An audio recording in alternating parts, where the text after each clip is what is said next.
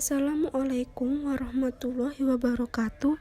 Kami dari kelompok 2 akan memaparkan materi kami bersama yang telah kita diskusikan terkait rencana strategi dan menyusun media komunikasi yang menyenangkan dan efektif di PAUD. Yang beranggota Alvina Rahmadinata dengan NIM 5030, Banatul Mukarrohmah dengan NIM 5020, Alis Ayu Ardana dengan NIM 5027, Fitria Indriani dengan NIM 5021, Hani Kavita Anggreni dengan NIM 5032, Herlinda Nur Afitasari dengan NIM 5025, Imardiyar Priyadini dengan NIM 5023, Yola Hardianti Uzla dengan NIM 5028, Nabila Putri Maharani dengan NIM 5019, Octavia Dinda Luftia dengan NIM 5018, Riza Medista Rusnawati dengan NIM 5026, Solehatul Nufus dengan NIM 5029, Silvi Mira Amelia dengan NIM 5033. Pengertian media pembelajaran untuk anak usia dini. Media pembelajaran yaitu suatu bentuk peralatan, metode, atau teknik yang digunakan dalam menyalurkan pesan, membantu mempertegas bahan pelajaran, sehingga dapat membangkitkan minat dan motivasi murid atau anak didik dalam mengikuti proses belajar mengajar. Secara umum, media pembelajaran berguna untuk menuntun dan mengarahkan murid untuk memperoleh pengalaman belajar. Pengalaman belajar yang diperoleh murid tergantung adanya interaksi murid dengan media. Fungsi media pembelajaran untuk anak usia dini menurut Levy dan Lynch. Yang pertama, fungsi atensi yaitu menarik dan mengarahkan perhatian murid pada isi pelajaran dibantu dengan media gambar sehingga memiliki kemungkinan mengingat isi pelajaran lebih besar. Nah, yang kedua, fungsi efektif yaitu muncul ketika belajar dengan teks yang bergambar sehingga dapat mengunggah emosi dan sikap murid. Yang ketiga, fungsi kognitif yaitu mengungkapkan gambar, mempelancar pencapaian tujuan, memahami dan mengingat informasi yang terkandung. Nah, yang keempat, fungsi kompensatoris yaitu berfungsi mengakomodasikan murid yang lemah dan lambat menerima dan memahami isi pelajaran yang disajikan pada teks. Yang ketiga yaitu pengelompokan media pembelajaran. Media pembelajaran sebagai sarana untuk mengkonkretkan materi pembelajaran dan merangsang siswa untuk belajar merupakan komponen instruksional yang meliputi pesan, teknik latar, dan peralatan. Mengelompokkan media pembelajaran menjadi 3 kelompok dan dapat dikembangkan untuk anak usia dini. Ketiga kelompok tersebut diklasifikasikannya dalam bentuk gambar. Yang pertama yaitu media visual. Media visual adalah media yang menyampaikan pesan melalui penglihatan atau media yang hanya dapat dilihat. Nah, jenis media ini media yang paling sering digunakan dalam pembelajaran. Karena untuk penyampaian pembelajaran pada anak usia dini, media visual ini sangat tepat. Media visual ini sesuai dengan sifat dan cara belajar anak yang menghendaki pembelajaran secara konkret. Kemudian yang kedua yaitu media audio. Media audio yaitu media yang mengandung pesan dalam bentuk auditif yang dapat merangsang pikiran, perasaan, perhatian, dan kemauan anak untuk mempelajari isi tema.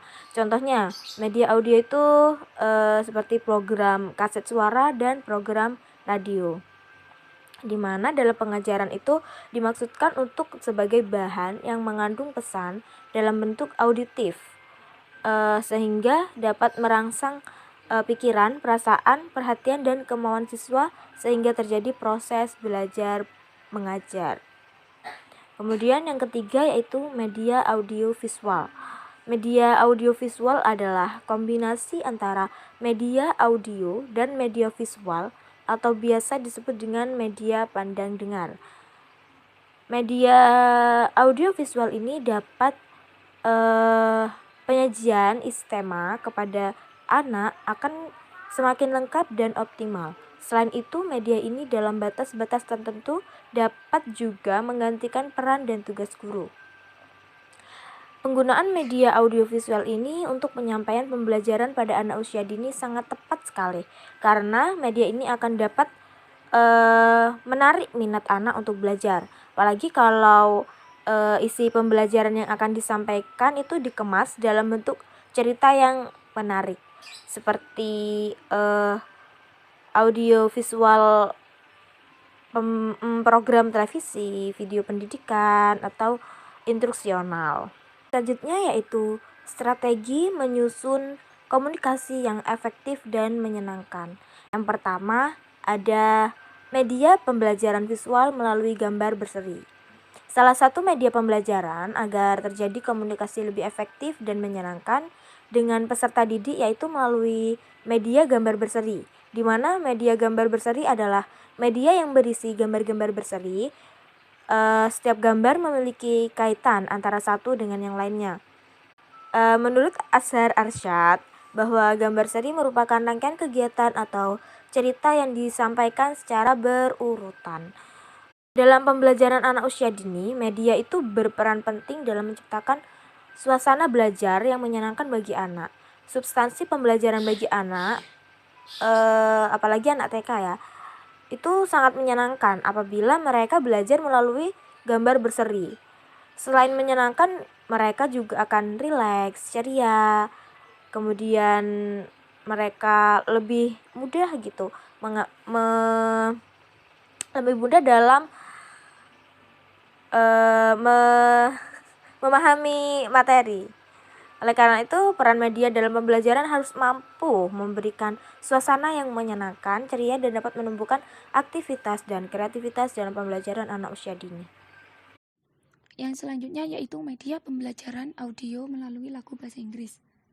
Menurut Mindra Dini tahun 2012 halaman 12 mengatakan bahwa metode bernyanyi adalah suatu pendekatan pembelajaran yang secara nyata mampu membuat anak senang dan gembira, yang diarahkan pada suatu kondisi psikis untuk membangun jiwa yang bahagia, senang menikmati keindahan, mengembangkan rasa.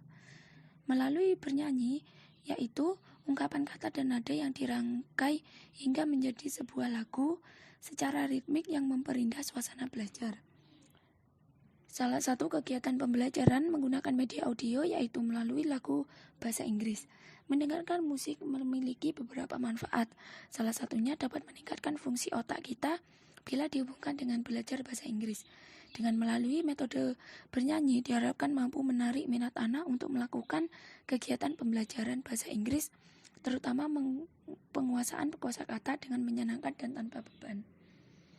Dengan membuat anak menyukai metode pembelajaran yang digunakan, diharapkan proses pembelajaran berjalan dengan baik sehingga anak tidak merasa jenuh, bosan dan sulit untuk menguasai kosakata. Ketika anak sudah tertarik untuk melakukan pembelajaran dengan menggunakan metode bernyanyi, maka anak akan mudah dalam mengikuti setiap tahapan pembelajaran. Dan anak juga akan lebih mudah untuk menguasai dan menghafal kosakata bahasa Inggris. Media lagu adalah salah satu metode atau cara mengajar bahasa Inggris dengan menggunakan nyanyi atau lagu sebagai medianya. Mengingat bahasa Inggris merupakan bahasa asing di Indonesia, tentunya proses pembelajarannya memerlukan pendekatan yang tepat dan efektif. Keberhasilan pembelajaran bahasa Inggris pada anak usia dini sangat dipengaruhi oleh kemampuan seorang guru dalam menyajikan proses kegiatan belajar mengajar yang menarik dan menyenangkan bagi anak.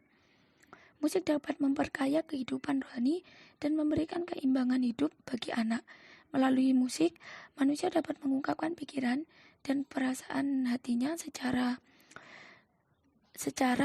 serta dapat mengendalikan aspek emosionalnya. Adapun nyanyiannya adalah bagian dari musik. Nyanyian berfungsi sebagai alat untuk mencurahkan pikiran dan perasaan untuk berkomunikasi. Menurut Abdurrahman Al-Farisi, lagu-lagu berbahasa Inggris yang dapat membantu para guru untuk menciptakan pembelajaran yang aktif, kreatif, dan menyenangkan. Nyanyian dan musik digunakan sebagai teknik dalam proses pembelajaran bahasa Inggris. Musik yang memiliki berbagai kandungan elemen di dalamnya dapat dijadikan salah satu bentuk fasilitas untuk mengembangkan kemampuan kognitif anak.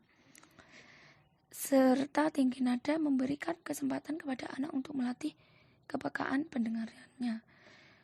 Dan perubahan-perubahan ritme atau irama musik melatih anak untuk membedakan irama internal atau inner rhythm serta kemampuan motoriknya. Misalnya, jika dikombinasikan dengan latihan anak sesuai gerak dan liriknya.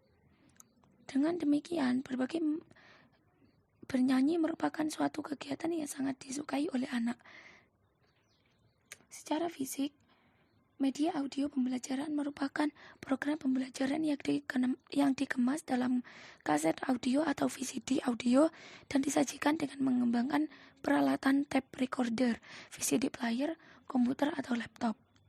Dengan demikian, media audio pembelajaran dapat digunakan untuk menyajikan materi pembelajaran dari guru atau fasilitator, tutor, dan narasumber lainnya kepada peserta didik yang dikemas sedemikian rupa sehingga dapat merangsang atau memotivasi peserta didik untuk belajar. Media audio mempunyai ciri khas yaitu diantaranya mengandalkan suara atau indera pendengaran personal, cenderung satu arah, dan mampu mengunggah imajinasi anak. Yang selanjutnya, media pembelajaran audiovisual melalui menonton film atau video bersama. Sesuai dengan namanya, media audiovisual merupakan kombinasi antara perpaduan audio dan visual. Apabila kita sudah menggunakan media ini akan semakin lengkap dan optimal untuk menunjang kegiatan pembelajaran dan penyajian bahan agar anak lebih mudah mempelajarinya. Selain itu, dengan media ini dalam batasan tertentu dapat menggantikan peran dan tugas guru. Dalam hal ini, guru tidak selalu berperan sebagai penyaji materi, tetapi karena penyaji materinya bisa digantikan oleh media, maka peran guru bisa beralih menjadi fasilitator belajar yang memberikan kemudahan bagi peserta didik untuk belajar. Contoh dari media audiovisual diantaranya program video atau televisi pendidikan, video atau televisi instruksional, dan program slide suara. Adanya unsur audio memungkinkan siswa untuk dapat menerima pesan pembelajaran melalui pendengaran, sedangkan unsur visual memungkinkan penciptaan pesan belajar melalui bentuk visualisasinya.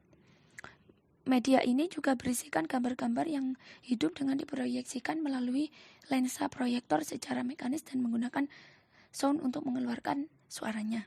Menurut Anderson, tahun 1994 halaman 102, tujuan dari pembelajaran audiovisual yaitu yang pertama dari tujuan kognitif ada berbagai tujuan. Di antaranya dapat mengembangkan mitra kognitif yang menyangkut kemampuan mengenal kembali dan kemampuan memberikan rangsangan gerak dan serasi.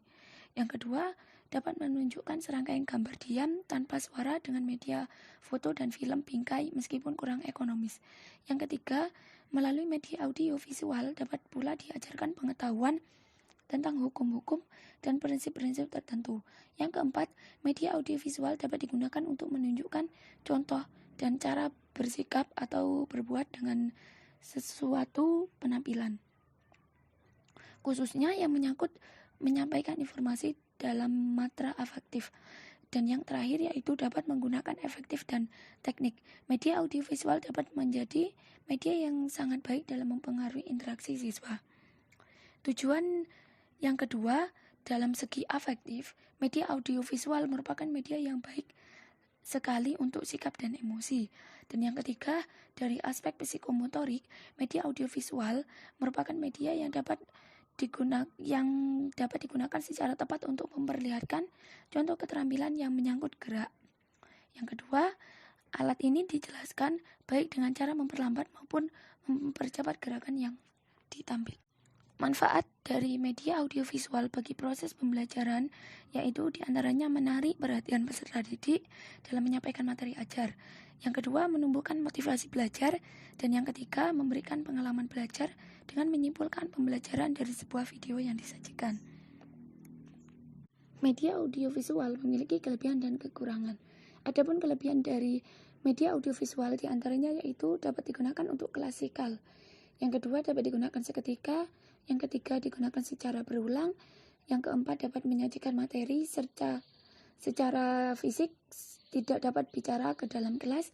Yang kelima dapat menyajikan objek yang bersifat bahaya. Yang selanjutnya dapat menyajikan objek secara detail, tidak memerlukan ruang gelap, dapat diperlambat dan dipercepat, dan yang terakhir yaitu menyajikan gambar dari suara. Adapun kelemahan media audiovisual yaitu sukar untuk dapat direvisi, relatif mahal, memerlukan keahlian khusus, dan peralatan harus lengkap. Strategi pembelajaran dengan menggunakan media audiovisual yaitu bisa digunakan menggunakan sosiodrama atau sejenis dengan bermain peran. Selain sosiodrama, terdapat contoh lain untuk menggunakan media audiovisual, seperti guru memperlihatkan film atau video kepada anak. Guru meminta anak untuk duduk bersama dan menonton tayangan yang sudah disiapkan oleh guru. Setelah tayangan sudah selesai, guru melakukan sesi tanya jawab dan dari sekitar tayangan yang sudah ditonton oleh anak. Kemudian anak disuruh untuk menjawab. Guru juga harus bisa menjelaskan apa yang bisa kita ambil dari film yang telah mereka tonton, agar pesan moral dari film tersebut dapat tersampaikan kepada anak-anak. Sekian pemaparan materi dari kelompok 2 komunikasi interpersonal. Kurang lebihnya saya mohon maaf. Saya akhiri. Wassalamualaikum warahmatullahi wabarakatuh.